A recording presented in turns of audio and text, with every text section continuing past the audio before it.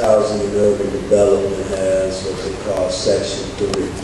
Since 1968, over $1 trillion has come through Richmond, Virginia alone, and no residents, no businesses that are set up in Section 3 areas, businesses that employ Section 3, residents have gotten a dime.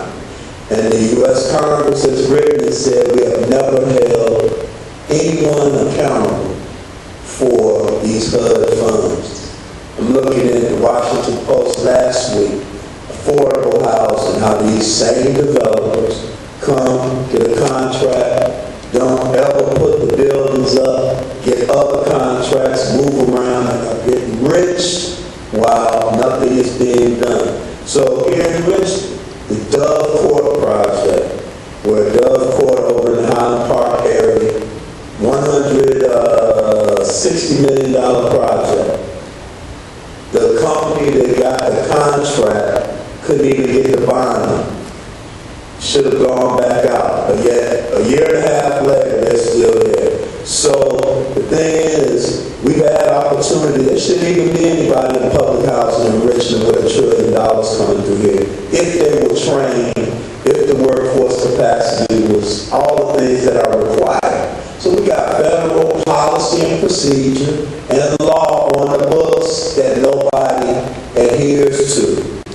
And this is our Congress. Congress wrote and said we have never held anybody accountable. So that's of the $1 trillion, however much that is over the last, since 1960. Just think about that. And here we are right here, we're fighting right now, some of the folks in this room, to make sure that Dove Court's $160 million isn't done that way. And we got a fight on our hands, but there are things right here, right now we can do to make things better. And we are fighting with the city and Richmond Redevelopment and Housing Authority. These entities they set up who control those funds, who are involved in corruption. And we need to be, I don't know when people are going to get serious and start fighting, like we got some sense. As I said, Richmond is an amazing place. I had no idea what I was moving into when I left Columbia, Maryland. Yeah, so very interesting. But then I guess one has started a very successful laundromat. He couldn't get a job, fell every time they send an application in, they hide for a week and find out and it's fine. He's got a very successful laundromat. So my church is going to do one Saturday where all of us are going to go to his laundromat and impact it. So I think that's one of the things, that's just one example. But we're going to have to start telling people to start their own business. You're exactly right. We don't own very much and we can't hide about it because other folk hide their friends. all right, young lady that I have known for quite some time. I think the first 3 times I met you, Marie, were a protest. Yes. This is a person who has dedicated herself to working with people, to standing up for what is right, to working with anybody that needs her to work with them. She's going to do kind of double duty tonight. She's going to represent John with justice and then also put on her labor hat as well. Miss Brianna Armquist. I wanted to thank you all for coming tonight, and one thing that I wanted to point out, although I definitely appreciate y'all being here, it kind of bothers me that I know probably 98% of the people in the room. I would like to come into something like this and see everybody that's here, but also see a lot of folks that I don't know, that aren't already activists. And we're in a jobs forum, and there are mostly activists here. And that's great, and I know a lot of us are affected by the economy. I certainly am. But we definitely need to have more workers here, or people that are unemployed or displaced. And so that's a little troubling for me. My approach kind of on what I'd like to talk about is legislation focused, but not with direct bills attached to it. We've talked a lot at the panel so far about approaches politically and legislatively that we need to take, but I think that until we empower people to actually push those things through, and I don't mean through lobbying, I mean being in the streets, it's not going to happen. And until we start to break away from the jargon words like jobless recovery, which I don't even know what that means, until we start to break away from the things that you hear covered on the news and the phrases that we hear, and we start to set our own dialogue, I don't see much changing. And I don't mean to be what my mom would call a negative Nelly. I don't mean to be negative about it. But I think it's really up to us to change the course of where we're going to go. I think that, from a labor perspective, and even just from a general worker perspective, until we start to educate each other about what our rights are, what employers can't do to us legally, and start to change that tide, I don't really see much in that perspective being able to change. Particularly when we talk about, the local businesses. As activists, I know activists in the community that don't even support local businesses, that will go to a Walmart, for instance, or go to a huge, store, for instance, instead of supporting the local pharmacy or something that's there that's not part of a chain that will directly benefit the community. And that's something that, I think we have to do better too. I think that can set us on the right track so that, as Reverend Vines pointed out, when people start their laundromat, they know that there will be people to show up to support it. The other thing that I would say too is we have to start to look at the type of jobs that we want. What do those look like? It's not just jobs. It's quality jobs. It's a living wage. It's the expectation that you will be taken care of. We have to get back to the point where we expect that not only will you have to be able to rely on government programs, but that if you work hard for a living and you retire after 30 years, that you'll have a pension available to you. And we've gotten away from that too. It's become acceptable across the country by millions of people that you just don't have a pension. People of my generation and younger expect that when they go to work, that they will have to put money into a 401k if their employer offers it. But that's your money. You should be able to go to work every day, make a living wage, be able to provide for your family, and not have to worry that when you're 65 years old, you're not going to be able to provide for yourself. You're going to choose between food and medicine. That's a problem. And I'd like to see us start to take better care of each other and kind of raise the bar. Raise the expectation of legislators that these are the things that we expect to be provided. And however it has to happen for that to be provided for us, we need to get back to that. And I don't think it's so much from Americans becoming greedy. I don't think it's that. I think that we've accepted what's been put on us. We've accepted the amount of oppression that has happened, and we've allowed it to happen to us. And I think the only way to get back to where we need to be, or even better than where we were before, is through that education. I think one other way, too, that we might be able to kind of change some of the jargon is to break away from this idea of restoring the middle class. Because, again, I don't know what that means. If you talk about the labor movement, labor unions actually brought people up from poverty and from the working class. We didn't restore the middle class. We didn't just fight for the middle class. I think we have to be able to address the fact that the poverty line is very, very low. And when you talk about the money, as King Salim talked about, that's going into HUD, and then we don't know where it goes, but we're talking about people that are working poor. It's not that people that live in public housing don't work. They do work. And I think we have to break away from that too. I'd like to see all of us, especially the activists in the room, try to break away from some of the labels that have been placed on us too. To be able to see the commonalities that we have instead of the differences, because I see that those labels just divide us further.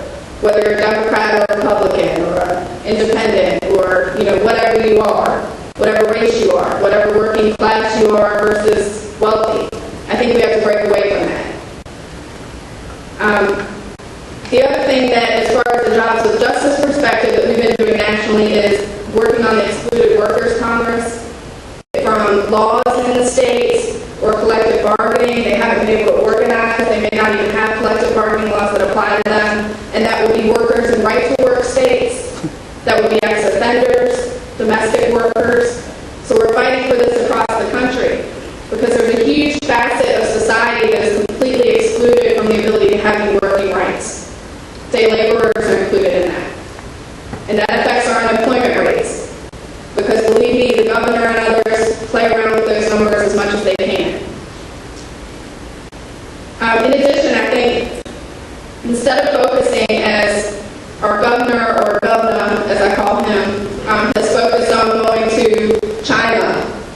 to try to encourage economic development here in the state and set up business locations over there. I'd like to see that happen in-state. Why are we going to other countries to encourage economic development in Virginia when there are thousands of workers that I know of in the state that are out of work? Why are we not putting those folks to work on good jobs? VDOT, for instance, if anybody took 95 today, you probably got stuck in traffic. They're not VDOT workers, they're contractors. Why are we paying for people to come in from out of state to work on our roads instead of having state workers do it, that live here, that pay taxes into the community, and that do work here? In addition, we have to look at the free trade agreements when we talk about work going overseas, so NAFTA and CAFTA, which I know everyone's all too familiar with. But it shouldn't be acceptable for companies to receive tax breaks or incentives to go overseas and set up shop. It shouldn't be okay for auto companies like in Detroit to send their work overseas because they know that they can pay, $2 or $3 an hour to a worker there instead of actually paying a worker in the United States, again, that pays back into the tax system.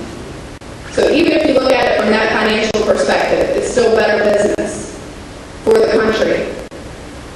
I think one example that I gave Reverend Vines earlier tonight was that I just went on a trip for my graduate program to China, and I'm doing a case study on Walmart in China versus Walmart in the United States. So I went into a Walmart in Shanghai, and the workers there are union. Now, it's not a union like we have in the United States, because as you all know, it's a communist government, so it's completely government controlled. But the government required that when Walmart came in, that they had to pay the workers a living wage, that they had to give them pensions, that they had to have layoff protections. So why can't our government do that here with these mega corporations? I mean, it's questions that we all need to ask. When a Walmart comes into your community, why don't we as a community work together to require that these things have to be met? We do it in other arenas. We're not doing it in the worker field. We're not. The other thing that would probably be a good example that I would mention, again, from a labor perspective, I don't know if you all have heard about what's going on with Boeing, with the National Labor Relations Board actually finding that Boeing violated the collective bargaining agreement with the machinists union.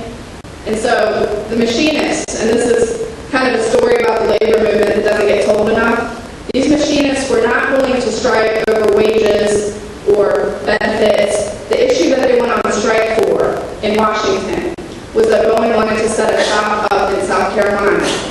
And why did they want to set it up in South Carolina? Right to work. They could pay the workers less. They could not have to guarantee anything to them. Everything would be at will. So these machinists, who are probably stereotyped, and I know from a friend that lives there, who are being stereotyped in the paper as being extremely greedy. My friend and I had this dialogue. She said, I think it was a silly issue to strike over. Well, for me, who was laid off last year because my work was sent, my whole facility, all of the members that I represented with my former union, our work was sent to North Carolina. Why? No worker rights there. The workers were half represented. Only half of the workers were represented. They were able to pay them $10 to $12 less, not provide them pensions, and next year the work is all going to a contractor in Texas. So I think these are all things that we have to address, union or non-union. And I think when you look at the labor movement, we have a lot of work to do. We certainly do. We have to get back to kind of where we started in the early 1900s. But that's where I think we need to get as a country. We really have to make demands as to what we want and then ensure that they happen. We can't just come to these things and talk about it. We really have to turn folks out on the streets. And so I will leave you all with the one last thing that I'd like to see, particularly as it pertains to the state of Virginia. Public sector workers are really important to me. My mother was a teacher. We've seen what's gone on across the country. We've fought right to work legislation here for the last 3 years, thanks in part to our governor and his cronies. And we will continue to fight it again. It's going to be proposed again to add right to work to the Constitution in the state.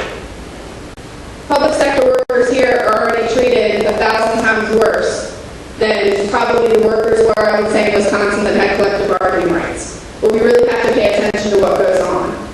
Public sector workers are underpaid, I think, for the work that they do, and they're not provided with the same things that private sector workers are given. And they're at the will of the government. And that's pretty scary. I'm sorry.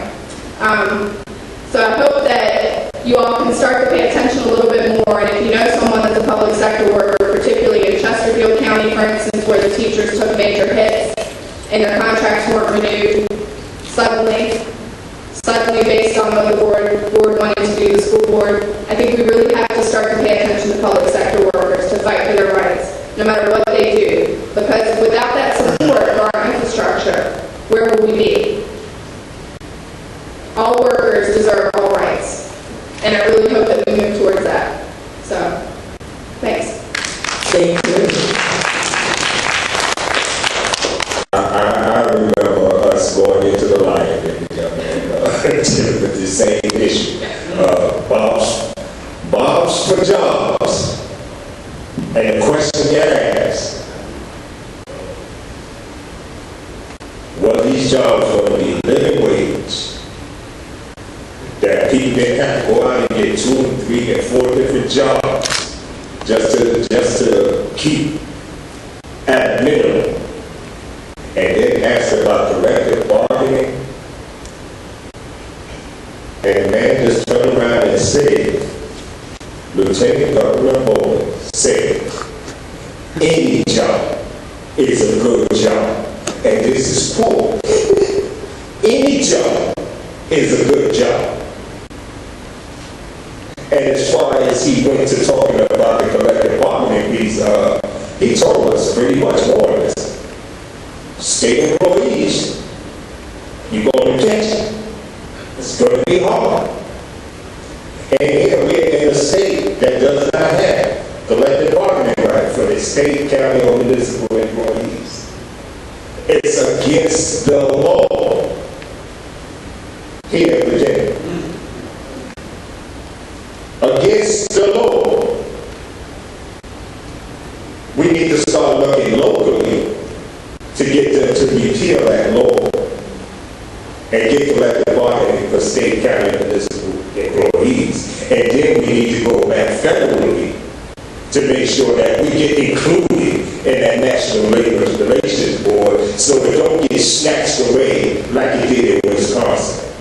Just wanted to make that comment. And if I can share a little story about Bill Bowling very quickly. In my interaction with him, our lieutenant got the Times Dispatch job forum that we were at. And so both of us spoke at this event. And the interesting thing was that Lieutenant Governor Bowling knows me because 6 months before that, which was during their election, when I found that the Democratic ticket had lost, I was at a Democratic delegate for our House of Delegates celebration party because he had won. But it was about 2 blocks away from the Marriott where the Republican group was having their celebration party. So I took a group of young college students and we went over to crash the Republican Party. Literally. So I went up to Lieutenant Governor Bowling and asked him if I could take a picture with him and shook his hand. And he was very excited to have a young person, as he said, that was so excited about the election that they were going to come up and talk to him and tell him congratulations. And these are his words. And so I shook his hand and took a nice picture. And then I turned to him and said, I really hope that this time around, because he's been Lieutenant Governor before, that this time around you support working people in the state of Virginia. Because you haven't done it for the last 10 years that you've been in office. But I hope that this time you support workers and not just the top 1% of the state that's represented in this room. And so when I got up at the jobs forum to talk, his face completely dropped. But I hope that that's what we all can do, is things like that. To know that if you're not doing what you need to do and if you're not standing up for people, that we can hold legislators accountable and be in their face and say to them, this is what we need, this is what I have to have, how do we work to provide it? So thank you. The majority of our union members across the country are dealing with the same lack of education that the average worker is. And that's because we've had to spend the last 10 to 15 years playing defense, probably since President Reagan did the strike breaking, as you all probably heard about, related to the air traffic controllers. That's when our grip started to slip, and workers really were fighting for just their livelihood. And it's also when officials and powers that be at corporations were able to successfully turn workers against each other, to point fingers and say, why should you have a pension? I don't have one. That's very greedy of you to expect that, you have a living wage when I don't have one. So I think we have a long way to go. However, what I will say that's happening, and I know that's been going on in Virginia for a long time, is there have been activists here that are working, but we're severely outnumbered by the number of people that are not doing work towards anything to promote labor. And I think the last piece of major legislation, other than some of the changes that were made to healthcare that passed due to labor, was probably the mid to late 90s. That was a major piece of legislation that we were able to get passed.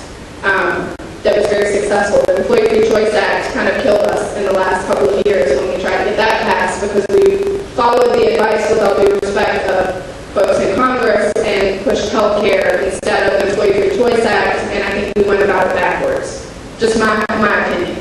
Is there a labor fund that's dedicated to developing a media outlet? The question, I think, was for folks that didn't hear it, is there a labor fund that's developed to creating labor media outlets? No, and I'll say the reason for that is most unions, except for the one that I work for, because of the sheer number of states that we cover and the number of members that we represent, the majority of the labor union locals are extremely small, less than 1,000 members, and their internationals are taking major hits with the free trade agreements and layoffs, and particularly when you talk about like the United Auto Workers, the United Steel Workers, like would be based in Detroit. I don't know that we could fund it. However, there is a publication that's national called Labor Notes, which is a good source of labor information. But I can't say that it's widely accepted or that we would be able to purchase or have enough money to purchase huge blocks of time on these corporate media outlets. I mean, if we were to ask NBC even for coverage during a major national program, I can imagine that the price would be hiked up a little bit for us. So, and even local coverage, we don't get great coverage on. There was a vigil at Martin's. If you all know Martin's grocery stores, the workers there are trying to get a union, and we had really negative coverage from the Channel 12 affiliate that was here. And it wasn't just negative coverage, it was that the particular reporter tweeted about it. Ryan, no. He I didn't say that, that's me. I said. He Facebooked about it. He was all over saying, the vigil that really wasn't, and really made a joke of what these workers were trying to do. And that's what we're up against. That's really what we're up against. And if you look at, for instance, our NBC affiliate, whose contract just did not get renewed, which was Gene Cox, because of his age, he was told by corporate executives that he had to leave. So he chose to retire, but it was forced. So if that's what we're looking at, I mean, we're up against a lot, but I think we can do it. It's just going to be a big push. Well, this is what I want. If we have a job fair right now, the jobs in China, India, and Brazil, our Congress made that happen. With $800 billion a year in federal taxes are not being paid because our Congress allowed 800 U.S. corporations to go to Ireland and have a phone with an answering machine, a P.O. box. In Zug, Switzerland, there are 8,000 who are paying no federal taxes. Enron paid none. We are in Iraq, Afghanistan. We're bombing Libya to the tune of $80 million a day for 4 months straight. And I haven't heard anybody in Congress open their mouth. Okay. You can correct me afterwards.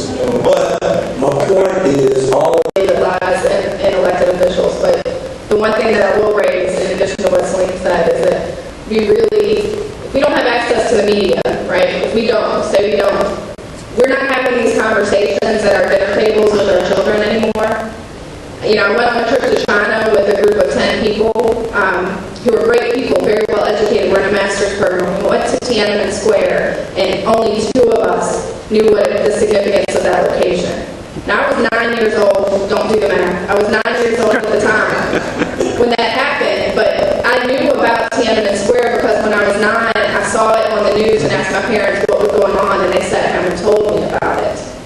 I can't say that I can have that same conversation with a 9-year-old today about something that's going on because they're playing video game or they're doing something else. And because their parents have to work a lot, which I totally understand, there's not the opportunity for that dialogue to take place with an adult that's in their life. So it is really important that we push things and not just through lobbying, like I said, because with no lack of respect to Representative Conyers, but because they're so busy or they're in all these meetings because they hear thousands and thousands of bills in session, you end up having to meet with an aide a lot of times that has to relay that information. But if you're able to bring something that shows that 1,000 people want the same thing, that's a lot more important than the one person, I think, that just shows up at the door. It's important to do both. When you go to Washington, one body in Washington is worth basically 100 phone calls. That's basically how the numbers work out. So that's why I periodically ask people to